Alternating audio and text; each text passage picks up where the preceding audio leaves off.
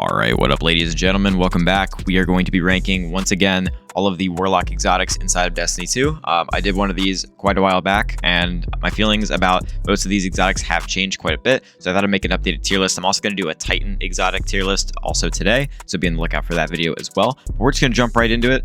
Make sure to like and subscribe. I appreciate all of you, and we're just going to talk about every single Warlock exotic and how I feel about them.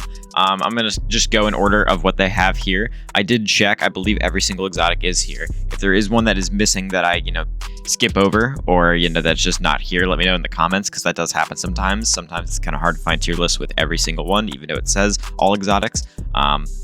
Without further ado, though, we're going to jump right into it. Necrotic grips. I feel like necrotic grips are in a great spot right now. There's so many good builds with them. I don't think they're meta, though. So I'm going to put necrotic grips in A tier. I feel like it's fine there. I know a lot of people love necrotic grips, but personally, not my first choice in terms of just an overall fun exotic, although I know it's a good exotic. I'm not saying it's bad at all. It's just not my personal preference. But I think necrotic grips are very solid. Arguably meta, but I think they're just right under meta at A tier. And then we have Phoenix Protocol, which I argue is still meta. A lot of people will be using Phoenix Protocol next season once the Starfire nerf. I guess we'll have to wait and see how bad the Starfire nerf is. I know it's going from 20% to 5% for Starfire, so Phoenix is going to probably be the next best option for next season, with another exotic, which I'll talk about in a second. But Phoenix Protocol is really, really solid, especially for things like Grandmasters, like the Mars Battleground Heist, or Heist Battleground Mars. I literally always say it backwards. That GM, if you use Phoenix Protocol on that, you can chain your wells literally every second. And I know people are using the Starfire build with Ashes to Assets, although Phoenix Protocol inside of the Heist Battleground Mars GM is so strong, especially when you get like a Tether and a Strand Titan. It's amazing. I love Phoenix Protocol right now, and I'm going to guarantee I'll love it next season as well. Apothesis Veil. I honestly think Apothesis Veil is F tier. I just hate this exotic. If you're a new player and you got this and you put it on because you're like, it's an exotic I feel so bad for you because this exotic sucks. The ability energy is fine.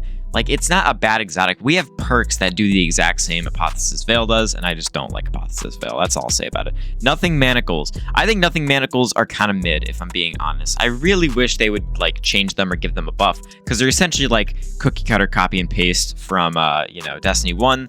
And, I like them, they have a special place in my heart in terms of, nostalgia, but I just never use them. I have used them, as I don't want people to think in the comments that, oh, you could never use it, so it's bad. No, I've used it, but I never want to put Nothing Manacles on. If I'm going to run a Void exotic, I'm going to run, Controverse Hull, because those are really strong right now, too. Nothing Manacles just serves no purpose, really, in the game. It is a fun exotic to use, which is why I put it in C tier, but I don't think it deserves anything higher than C tier, in my opinion, to be honest. Moving on from that, we have Sunbracers. Sunbracers are S tier, absolutely. Sunbracers will be meta next season.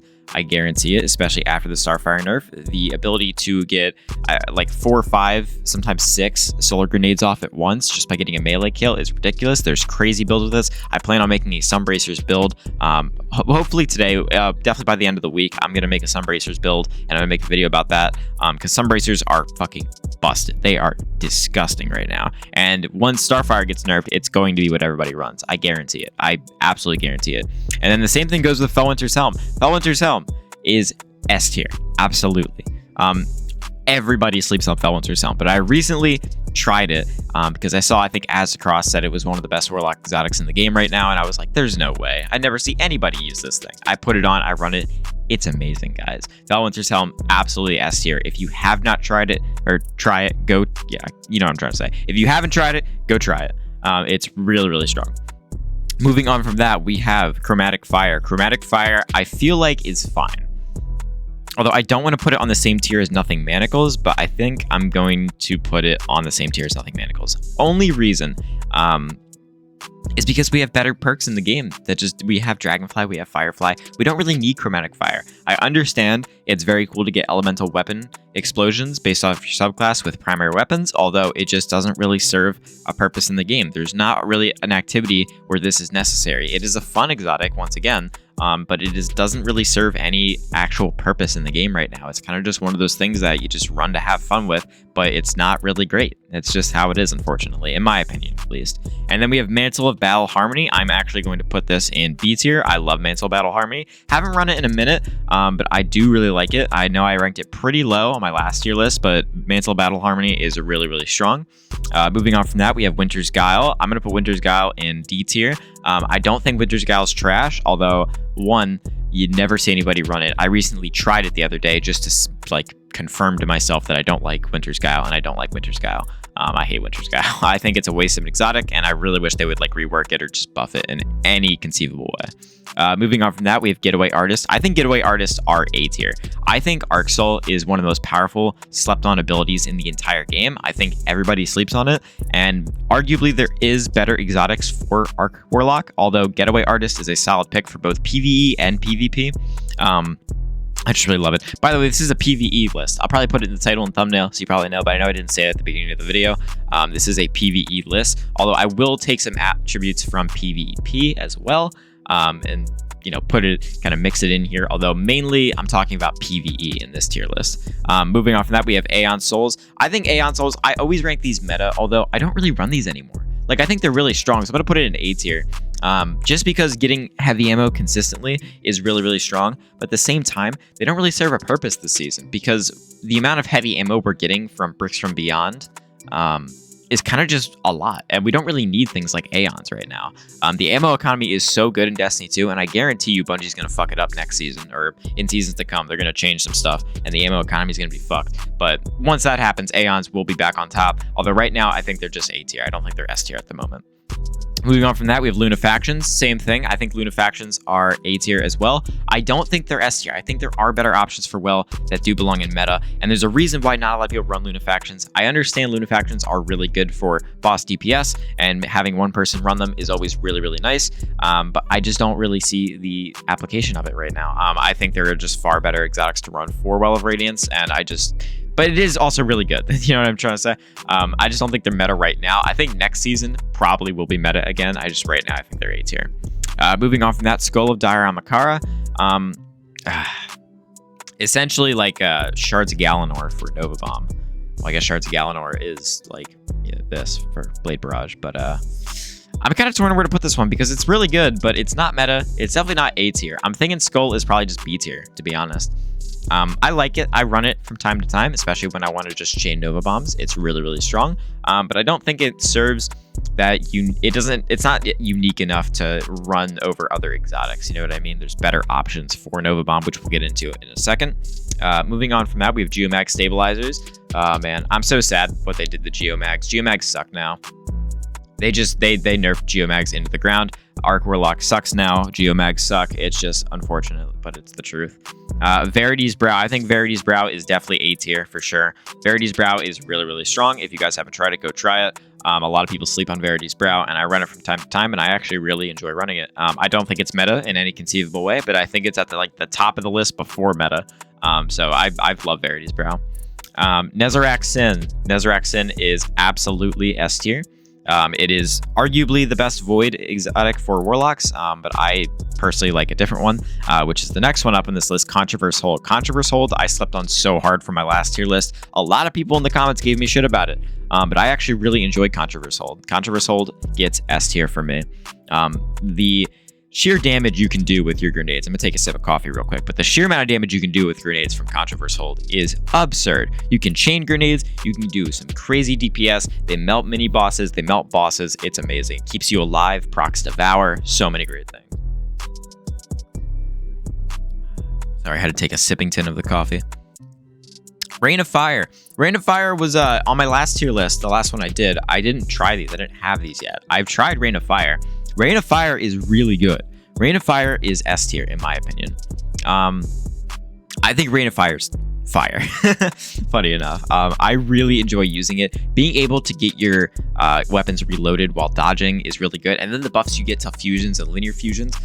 It's not good for every activity, although the activities you can use Rain of Fire for, it's a lifesaver. Rain of Fire is so good. It's really good for clutching situations too. You know, being able to get all of your ammo back when you just air dodge is really solid. and I just really like Rain of Fire. Now that I have it, I actually use it quite a bit. So yeah, I love Rain of Fire. Moving on from that, Astrocyte Verse. Considering this is a PvE tier list, it's going to get F tier. I think that's kind of just how it is. Although in PvP, it's actually pretty good. But once again, PvE list, I know I said I'd take some attributes from PvP. Although I still feel like Astrocyte Verse, it just like, it buffs Blink and nobody uses Blink. I hate Blink. I was never really a Blink fan. I was like back in the day on Arc Hunter. But I'm not a Blink fan anymore. So I just, there's no reason for me to use Astrocyte Verse. Transversive Steps, I feel like are B tier. What happened to Transversives, man? There's so many better exotics, although like for PvP, you're going to run Ophidians. You're never really going to run Transversives. And if you do run Transversives, I mean, good for you, but I don't run it anymore. I love the exotic personally, which is why I'm willing to put it in B tier. But I don't like it anymore. Moving on from that, we have Karnstein Armlets. I'm kind of torn on where to put these ones. I want to put them in A. I don't think they're S tier at all. But they're really, really strong, being able to get health back on melee kills. It's kind of like just having Devour, but for melee kills, so you can run it on any subclass. Mainly, Well of Radiance, it's really good. But, I don't really use them too often, but when I do enjoy using them. So I'm willing to put them in A tier, but I don't think they deserve S tier. Claws of Ahamkara. If you run the right build, Claws of Ahamkara is S tier. Although for me, I'm going to put it in A tier. Claws is actually a really slept on exotic once again. A lot of people don't use this, and I don't really know why, especially new players. I kind of would think that, a lot of new players would run Claws, being able to have 2 melee charges. But with the amount of melee builds you can get on Solar Warlock and even Void Warlock, Claws are really good. Being able to have 2 melee charges on Warlock is really, really strong, and a lot of people do not utilize it. Highly recommend you guys try Claws if you're a Warlock main out there like me. It's really, really solid. Moving on from that, Prometheum Spur. I hate these. I never, ever want to use these. I've tried. I don't like them. I do not like them. Same thing with Vesper Radius. I wanted to like Vesper Radius so much. I think they're both F tier. I think they're terrible. And then we have Secant Filaments. Secant Filaments, I'm going to put in D tier. I don't think they're completely useless. I see the appeal of it, although I hate Secant Filaments. I was so excited to be able to get Devour with Empowering Rift back when Witch Queen launched. This was the exotic I bought, and I kind of wish I bought the other one at first, or when I first completed the campaign, because Secant Filaments are trash. I'm sorry. There's no, like, the amount of people that run Empowering Rift and Warlocks, you can probably count on your hand. Like, I don't know anybody who actually mains running Empowering Rift, and Secant Filaments are basically just useless at that point, because you could proc Devour very easily on Void Warlock. I mean, if you want to have Empowering Rift and Devour at the same time, which, I mean, you literally can, but proccing an Empowering Rift gives you Devour. I see the appeal of it, although I don't think it works. I don't really think there's a purpose to it. I think being able to proc Devour on your own without having to pop your Rift is probably much better. And this exotic kind of, requires you to pop a Rift to be able to get Devour when you can just get a melee kill and get Devour. I don't know. I just don't like them personally. Crown of Tempests. Ooh. I'll give Crown of Tempest B tier. I know a lot of people have love for Crown of Tempest. I personally don't really like it that much, although I do see the appeal. I know how good it is. It is very strong. So I will put Crown of Tempest in B tier. We have the Swarmers. The Swarmers being the only strand exotic for Warlocks, I will put them in S tier. Because they are actually really, really good, being able to, with the Threadlings. They are really, really strong, and I do really enjoy using them, and I run them whenever I run Strand. So I kind of feel like they are meta right now, but just really because they released. Maybe that'll change if we get like a new Strand exotic, but we'll have to wait and see for that. Moving on from that, we have the Osmiomancy gloves. You guys know I'm going to put those in S tier. Being able to have 2 stasis turrets and being able to, have improved tracking, improved range on them is just really, really strong. And I absolutely love Osmiomancy. Personal preference, once again, although I just really, really like them. Boots of the Assembler. I feel like boots are just not. I feel like they're C tier right now, in my opinion. I really wish boots were a lot better, but they're just not, unfortunately. I just don't like them. Moving on from that, we have Ophidian Aspect. Ophidian Aspect for both PvE and PvP is S tier for sure. The definition of a flex exotic. If you guys are a new or returning player and you're not really sure what exotic to run just for any activity, I promise you can run Ophidians and you'll be completely fine. You don't really need to run any exotic, but if you want to have an exotic that just makes your weapons feel better and you want to rely on weapon damage and stuff like that, Ophidian Aspects are the way to go. They give you, I think, what is it? It's just increased handling and reload, and then isn't it like a melee buff as well? Ophidians are just fire. Ophidians are great. They're definitely my flex exotic. I just run them whenever I'm not doing anything specific. And I love Ophidians. So, and I've loved them since they came out in Curse of Osiris, and even in Destiny 1. I love them. And then we have Fallen Sunstar. I recently gave Fallen Sunstar a lot of attempts and tries, and I do really enjoy using it. I don't think it's meta. I think Fallen Sunstar is probably arguably one of the best arc exotics for Warlock. It's kind of up there. Yeah, it's up there. It's not the best, of course, but you know, being able to run this thing with like Delicate Tomb and Risk Runner and just getting a shit ton of Ionic Traces and then those giving you improved ability regen and stuff like that, it's really, really strong, and I really do enjoy Fallen Sunstar. It's a lot of fun. It's not the best, but it is a lot of fun. So I personally enjoy Fallen Sunstar. And then we have Dawn Chorus. These things are solid, but I'm going to put them in B tier. Maybe next season this will change if Dawnblade makes a comeback, but I feel like Dawnblade definitely needs some buffs. You don't really see anybody run Dawnblade. It's all about Well of Radiance. It's been like that for a while.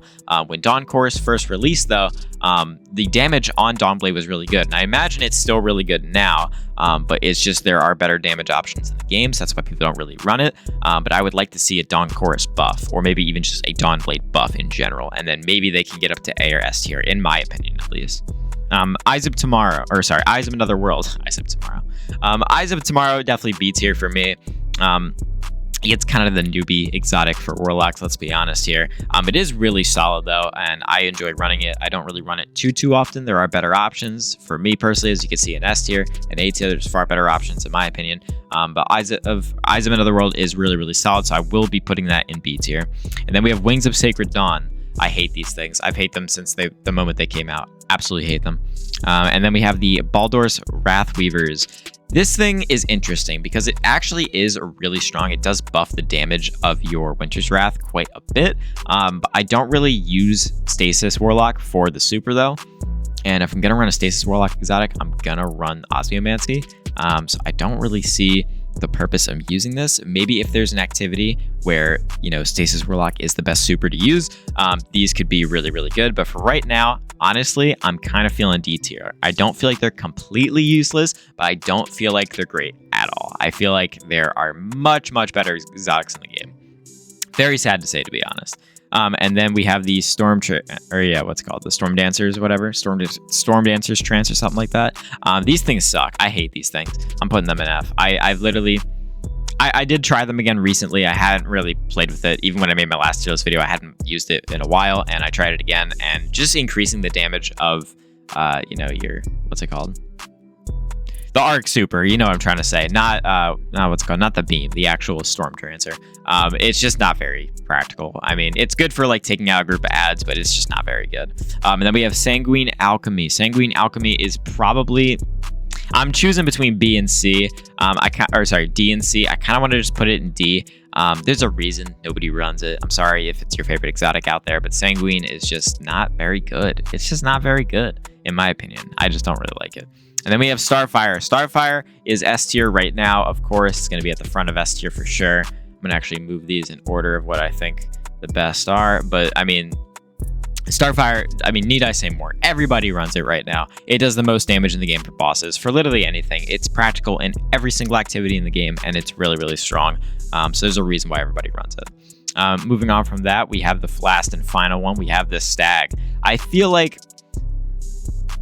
the damage resistance you get in a well from Stag is enough to put it in C tier, because I honestly ran this when I was doing the Lightfall campaign, and I ran it when I was doing the Witch Queen campaign, and it actually is really useful for higher end content when you're not really sure what exotics, you know, especially when they buff a whole bunch of exotics and nerf a whole bunch of exotics and they didn't touch Stag. Stag is actually a really safe bet to use. I know the perk of, you know, dropping a rift on your death is kind of useless, although in team-based activities like the campaign when you're playing with 3 people, being able to get your res inside of a rift is actually really, really nice. And the damage resistance you get inside of a rift is actually also really, really nice. But yeah, guys, that is my updated and final tier list for season 20 Warlock exotics. Hope you enjoyed. Make sure to leave a like, subscribe. Let me know in the comments what you guys think about my, you know, choices, where you would put your favorite exotic, what your favorite exotic is. And yeah, guys, enjoy the rest of your day. All right.